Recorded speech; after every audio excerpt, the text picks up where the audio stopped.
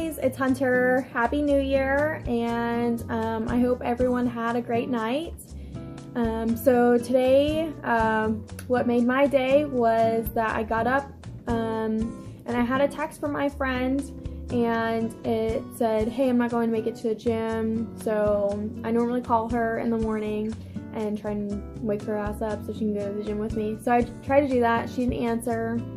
And normally at this point, I would just go back to sleep and say, oh, I'll just go later.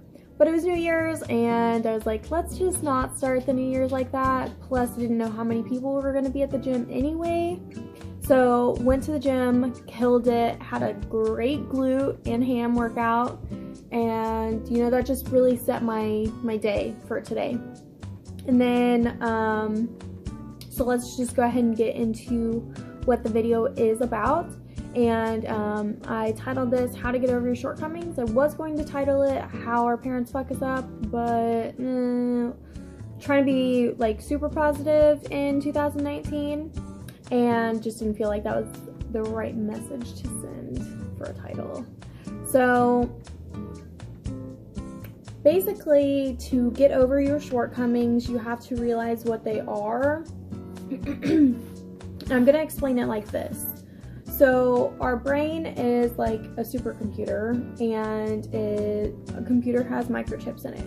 So when we are born to the age of 7, we are observing everything that our parents do, what we grow up around, how people treat each other, just all of that stuff. And we then normalize it, or in times of stress, that's what we do. We revert back to that. And when you're an adult, you may say, oh, I don't want to be anything like my parents or whatever, or you say you want to be like your parents. I don't know. But you ultimately kind of become your parents. The only way to break that is to figure out what your shortcomings are. Even if you're like, okay, for example, like when I grew up, like we literally had to wash, in the morning I would get up and I'd have to wash a bowl and a spoon so I could eat some cereal because no one in the house did any dishes. Like, it was ridiculous. And so when I, went out on my own, I freaking didn't do any dishes, I didn't clean, and I'm in the military, so I was clean for like 2 months during basic training, and then I went to tech school, and then I had to clean just for room inspections, so eventually I was like, okay, like I want to stop living like this and, actually be a clean person and care about what my house looks like. And so I changed that in myself, but you have to realize, like, okay, so it's not my fault that I grew up like that, but it's my responsibility. And I'm quoting Will Smith right now because I love Will Smith. It's your responsibility to realize what you can better yourself, or what is not normal, even if you have normalized that. And you have to make the conscious decision to do that. The only way to really change, so subconsciously, this is like, that's who you are. That's like what you like revert back into. So you can do one of two things, and I try and do both. So you can consciously make the decision to do this, and you have to basically force yourself. A really great person to watch is Mel Robbins, her 5-second rule. Love that. Use it. And the second thing that you can do is, so you can buy like tapes to subconsciously retrain your brain. What I like to do is I'll listen to, so like when you're driving, you're kind of like on autopilot mode, and when you're driving and you like get somewhere and you're like, fuck, like I go through like a wormhole or a black hole or whatever because I don't remember driving. And So what I like to do is I like to put on motivational speeches, or speeches, just something that will stimulate my brain.